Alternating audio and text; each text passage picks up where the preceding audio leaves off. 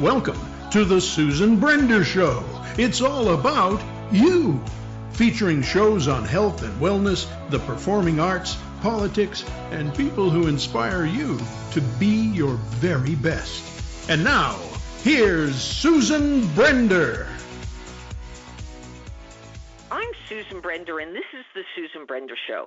Today, I'm so pleased to have my guest on the show. His name is Steve Snyder, and Steve has written a book that sounds like it is absolutely fabulous. It's called Shot Down, the true story of pilot Howard Snyder and the crew of the B-17 Susan Ruth. Susan Ruth was his sister, actually, who the plane was named after. Now, when he returned from VSP, which I'm going to ask you what that's all about, Steve, in 2009, after 36 years in national sales and sales management, he began a quest to know everything possible about the World War II experiences of his father.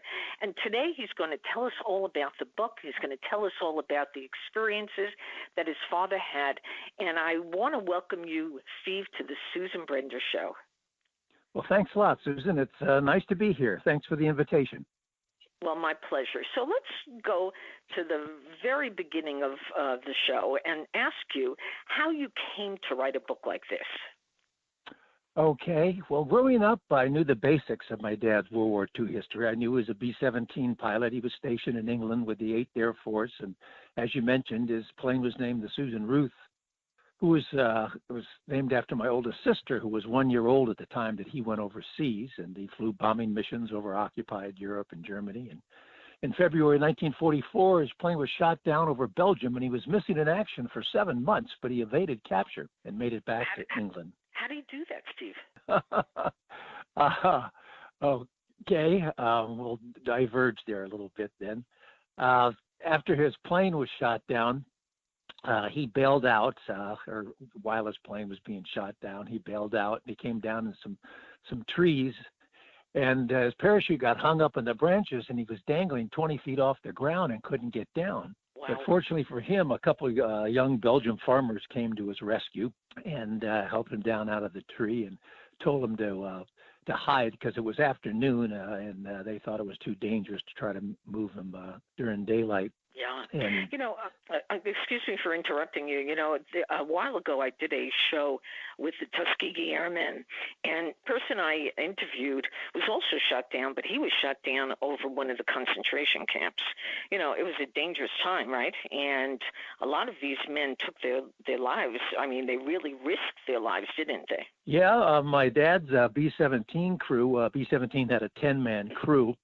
And 5 of the men came back home, but 5 of them did not, so only half of them. Wow, that's amazing. Now, let's just talk about the book a little bit, because the book, as I said, is very interesting, and it really talks about a time that a lot of the young people today don't even know about. Now, if you were to go in front of a high school class or a college class and you would tell them about it, what would you say? Well, I would say quite a bit. I'm on the board of the 306 Bomb Group Historical Association. I'm immediate past president, and it's our mission of the organization. And it's also the goal of all the presentations that I do make to remember the air war over Europe, to honor the men who fought it, and to educate the public about it, especially younger generations, because as you mentioned, World War II was over 70 years ago, and it's fading in people's memories, and we can't let that happen.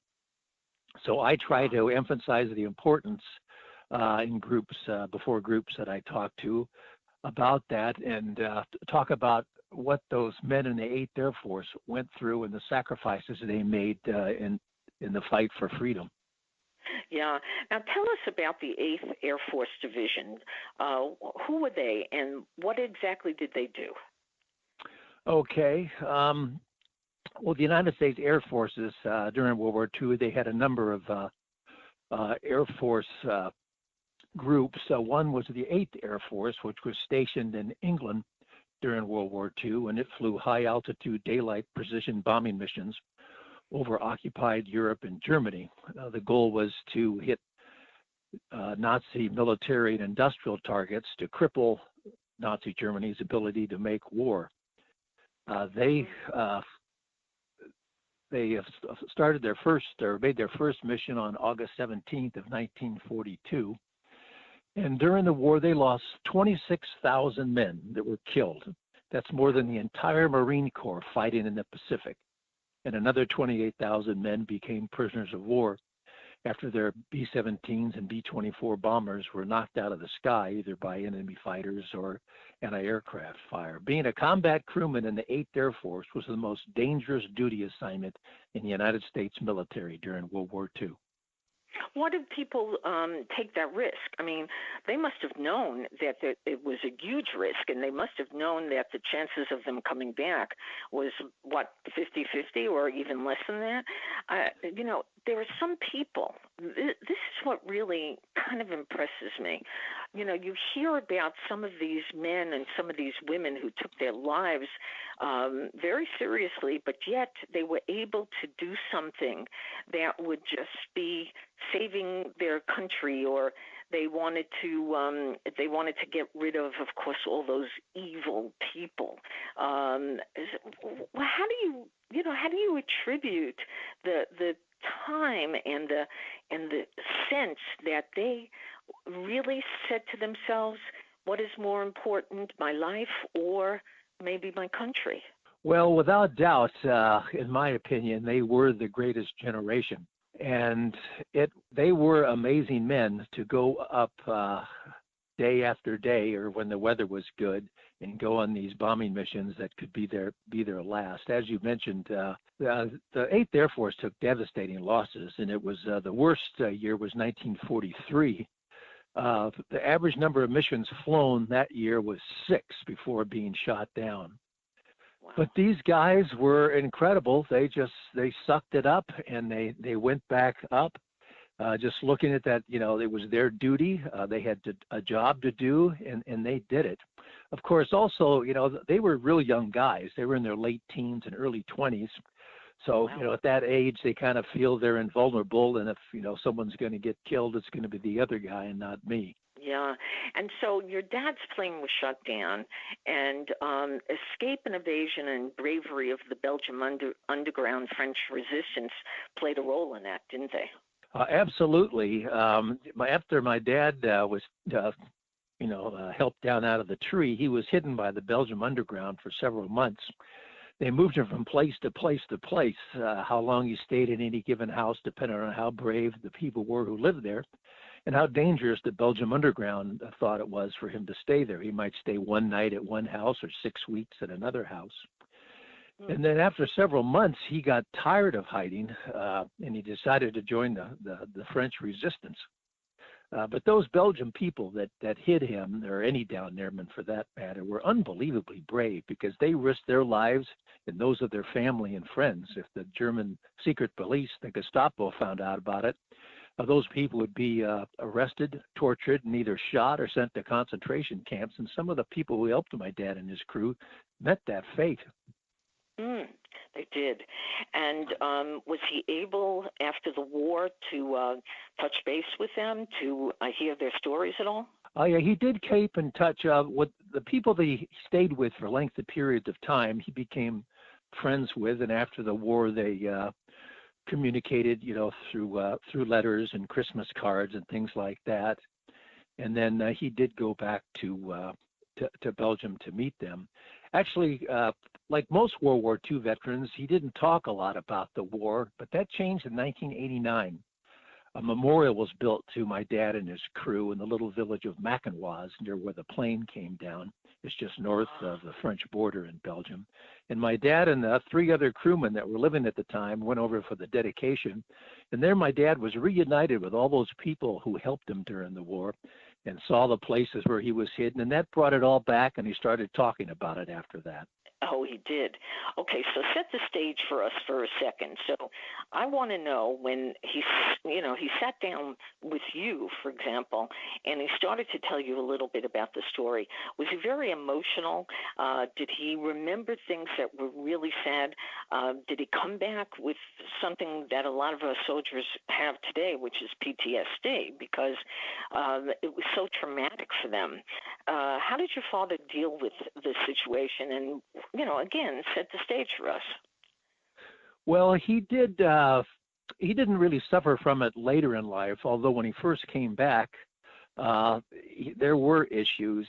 He never really talked about that, but I've talked to aunt and uncles of mine who said that he and my mother, had some rough moments after he came back from the war. He came back to, he was married, and he had, my other sister was born while he was missing in action. So that was really tough on my mother because she had a 1-year-old baby girl and an infant girl, didn't know she'd ever see her husband again. But when my dad came back from the war, all of a sudden he's put in this family life and he has demands from, attention for his wife, for his kids, and that was kind of hard for him to deal with. But he got over that, and later in life, he didn't really have any issues. He was very proud of his service during the war.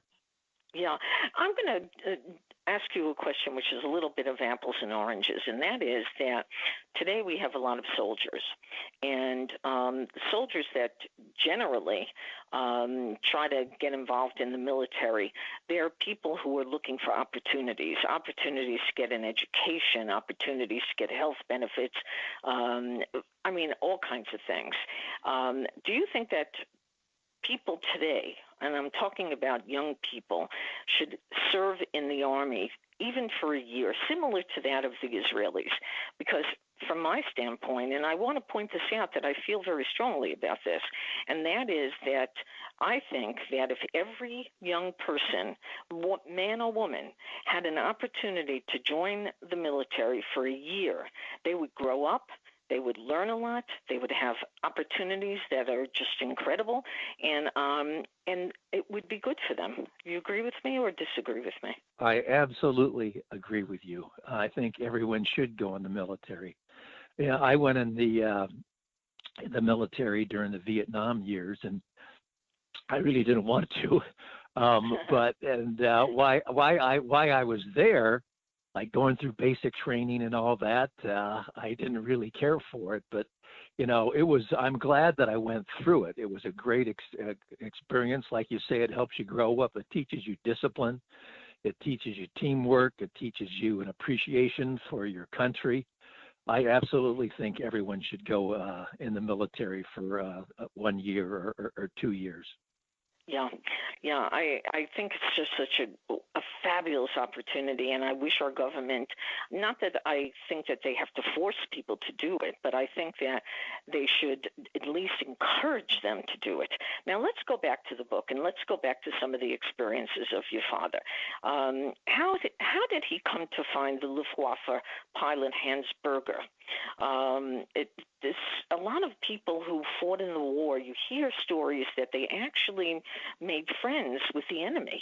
And in this case, you said he did. Well, my father didn't. I found Hans Berger during my research. My father died in 2007, and I didn't decide to write the book until 2012. And I found Hans Berger in 2013 during my research. I would have loved for the two of them to met, but that just wasn't meant to be. Yeah, and when you met him, what did you talk about? Well, that was an amazing experience. It never even dawned on me to try to find the Luftwaffe pilot because I thought it'd be impossible. All my father knew and all the military records showed that he was shot down by 2 German Focke-Wulf fighters. And one day when I was doing my research, my wife just casually said, well, why don't you try to find the German pilot that shot down your dad's plane, which I thought was a crazy idea. But like a good husband, I did what she told me to do. And as you indicated, I found Hans Berger. For the book, I just interviewed him over the telephone and through email. But in 2016, I did go to Munich, Germany. And Hans is still alive today. He's 95 years old. And corresponding with him, and writing the book, and then meeting him in person was just an amazing experience. It was really a thrill for me. Why? There must have been a reason. He must have been a very interesting man. And a lot of the people who fought in World War II were, as I said before, and I use this word openly, and they were very evil, but there were some, probably like Hans, who just were taking orders and didn't understand the magnitude of what was going on, correct? Correct. I mean, there were really two parts of the Nazi or the Germany's military. One was the regular army, the Wehrmacht, which the Luftwaffe was a part of. But then there was the Nazi armed forces, which were called the SS. Those are the guys that ran the concentration camps, and those were the guys that really committed most of the atrocities. The regular army guys were just like Hans, a young guy fighting for his country and, trying to do a job. Mm-hmm. And when you talked to him and you explained that he was the person who shot your father's plane down, how did he respond? Well, it's interesting that actually the gunners on my dad's plane shot Hans down too. They actually shot each other down, and he bailed out and made it through the war. And I also have to say I was extremely fortunate that after the war, Hans became a translator, so he speaks perfect English. But he knew that he shot down a B-17 that day, but he had no idea, who he shot down. When I met with him, he brought out his log book, and on February 8th of 1944, he showed me his entry where he said he shot down a B-17, and then his plane was shot down, and he had to bail out. And he said it was unfortunate that they had to be shooting against one another, but that's what we're there to do. And he thought it was pretty amazing that here he is talking to the son of a pilot that he shot down during the war. And we've become friends. The way I look at it is that at one moment in history, my father's life and Hans' life intersected. And for guys who fought in World War II, it was the defining moment of their lives. I mean, there was no bigger event in their lives than what they went through. So I felt a personal connection to Hans because he was part of my father's life, part of my father's story. And so I had no animosity towards him at all. In fact, I'm going back to Europe this fall, and I hope Hans is in good enough health so I can meet with him again in September in Munich, because I don't know how many more opportunities I might have to meet with him personally. Yeah. What about the children? I'm sure that you've discussed this with a lot of the people like yourself who've had parents who were involved in the war, and they had great stories. And do you meet? Do you have discussions about this? And do you pass it down to the young people in schools? Well, as I mentioned, I do a lot of speaking, make PowerPoint presentations. I go all over the United States attending air shows, signing copies of my book. So I do meet a great number of people. I'm lucky to meet a lot of veterans too. And so I listen to veterans or relatives of men who fought in World War II, to their stories. Unfortunately, the most common tale I get is that the people I talk with say, well, my vet, whether it's a father, an uncle, or a cousin, didn't talk about the war, and when they were younger, the relatives didn't ask him about the war, and so then their vet dies, and they really know nothing about what their relative did during the war.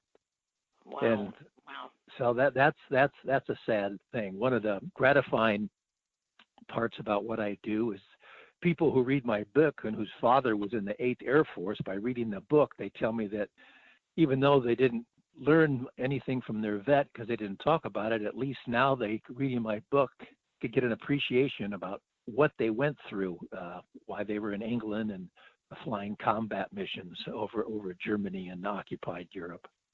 Yeah. Let's talk. Let's get a little sort of now talking about now what is happening, and there are so many horrors going on certainly in the Middle East, and certainly in Africa and places all around the world. You know, you would think, and I'm just curious what your opinion of this is, really, and that is that you would think they would have learned something from World War I, World War II, Vietnam, the Korean War, and yet they're still fighting and they're still killing each other. I mean, what do you think about that, Steve? Well, it's the human condition.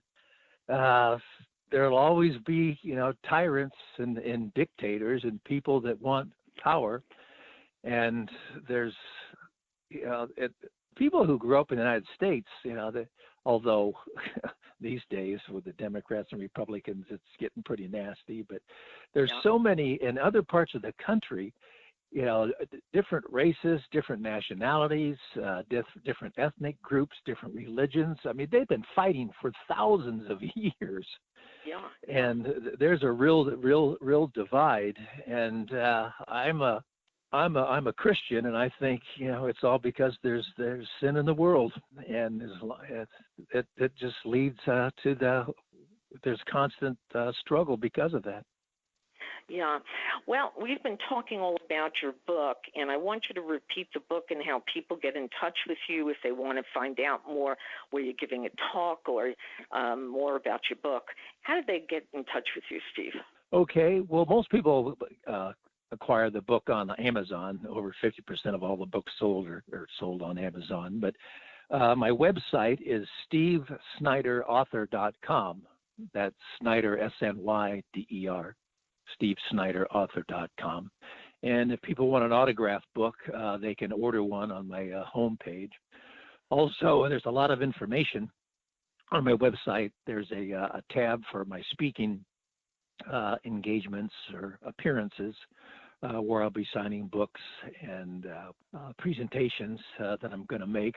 I keep pretty busy going all over the place. And if anyone wants to contact me, they can just email me at stevesnyderauthor.com. And where is your next presentation?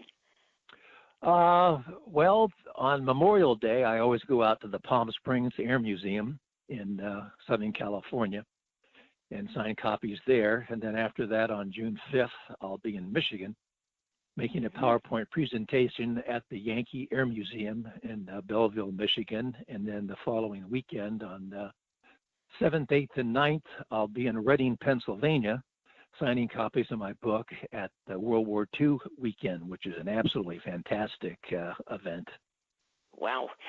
You weren't kidding when you said you travel all over the world. Last weekend, I was in Virginia Beach, Virginia at the Warbirds Over the Beach air show put on by the Military Aviation Museum. So I stay pretty busy. It's changed my life, actually, writing this book. Well, I'm just very curious about something because I happen to be based in Florida. Anytime you're coming to Florida? So right now I don't have anything in the near future that I'm coming down to Florida, although I'd like to get down there because I like Florida. Okay.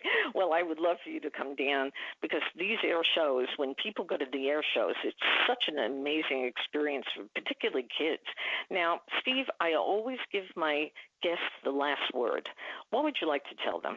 There is no other event in history that affected more people than World War II. 60 million people died, millions more were wounded, millions more were displaced and left homeless. It changed the course of the United States and the world forever. And the brave young men who fought and died for freedom can never be forgotten. We have to keep their sacrifice in our minds, and it's our duty to remember. There you go. Well, today my guest has been Steve Snyder, whose father, Howard, was the basis of a book that he's written, which sounds like it's a fabulous book, and I want you to tell them again the name of the book and where they can get it. The name of the book is Shot Down, The True Story of Pilot Howard Snyder and the Crew of the B-17 Susan Ruth. And it's just not about my dad, but it's about each member of the crew because something different happened to each man. and also about the amazing, courageous Belgian people that risked their lives to help them. It has a 5-star reader review rating on Amazon. It's won over 25 book awards since it was released. And if anyone wants an autographed book, they can go to my website at stevesnyderauthor.com. My guest today, again, has been Steve Snyder, and I want to thank you so much, Steve, for being on the Susan Brender Show. It was really a very inspirational and very interesting discussion, so thank you again. Well, thank you, Susan. I enjoyed it very much. Thank you for listening to the Susan Brender Show. To be a guest, email sebrender@yahoo.com.